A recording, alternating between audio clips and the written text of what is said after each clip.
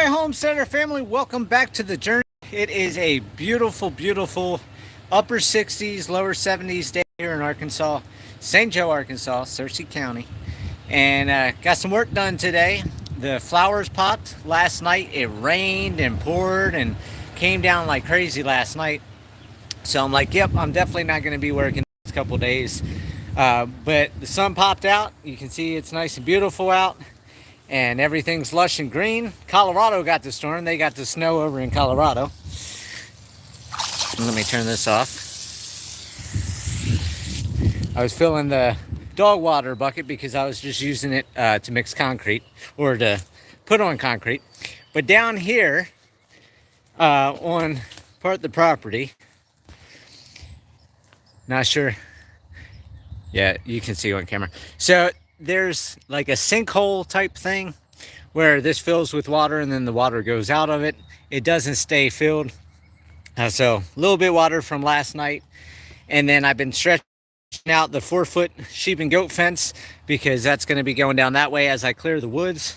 I went and got the permethrin yesterday, so I already sprayed all the grass and my pant legs and everything with the permethrin. Sprayed that whole fence line just to get the ticks and bugs and all that stuff away.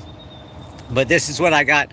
I did this post, and then I'm gonna do, I think, probably the third post over that way because I don't really need it this way because I got the posts up there. And then this will all be 6-foot fence.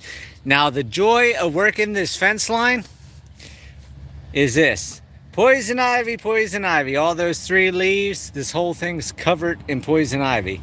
So I'm sure my arm, which is bad already from the poison ivy,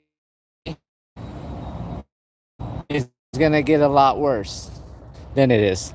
So we shall, my body's gonna adapt to the poison ivy because there ain't nothing but poison ivy here. I mean, look at this. Poison ivy, everything. Poison ivy right here, working next to the pole. I had to clip a bunch of poison ivy off so I could even get there. So I'm sure I got a lot more on my arms after dealing with putting the post right here against the fence. And then, like I said, I'll do another post out over here so that way I can stretch this section of 6-foot fence and have the 2 posts to pull against each other. If I just did this one post, it would start pulling the post over. And then these 2 posts will be tied together. And then I'm gonna sink just a single pole somewhere right here. And I'll do probably a 3-foot gate, maybe a 4-foot gate eventually. And then this will be the garden area. And then from this post, I'll do posts down right in front of that tree. And this 4-foot fence will connect to the post over here by the gate. It will go down to the post right in front of that tree, right in front of that roll. Go around the back of that tree. And then go that whole line all the way up. Go around the side of that tree. And then connect to the fence. And then I'll have to sink more posts on the other side of that tree so I can pull this 6-foot fence all the way down.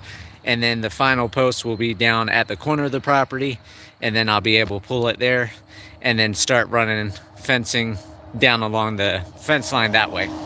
So today I got 5 poles put in. I have those 2 in right there. And then you can see I brought more T-posts. I brought more of my poles over from the homestead. So this is the last of my T-posts. You can see they're all sitting there rusting, but they'll be in the ground soon. So I got another pole in those. So that's the last of the poles, and then I have these poles left, and then the smaller poles that are underneath it sitting there for the cross members. So that will give me, what's that? Let's see, 2 plus 3. So I got 3 more poles I can sink. So that will get me somewhere to at least get the 6-foot fencing started. So I'm gonna let them sit up for about a week. And then I went ahead, I got that post concreted right there, that one right there, and then this one right here. So that is tied to the building there. I'll stretch the fence to the corner here, staple it on here, and then pull it over here, staple it on there, and then pull it down to the garden bed, staple it on here.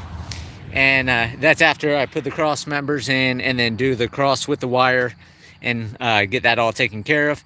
And now I'll get the fence behind the post get the fence along the short fence, run all the T-posts, get the fence stretched, and then wire clip all the fencing together.